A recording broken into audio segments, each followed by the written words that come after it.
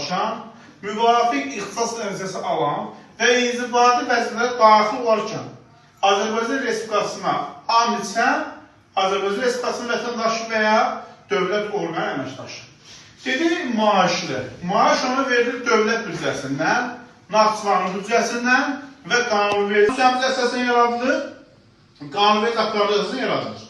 Dövlət büdcəsindən, Naxçıvanın büdcəsindən və qanunverici ziddi olmayan digər büdcələrin şanlı fondlar hesabına formalaşır.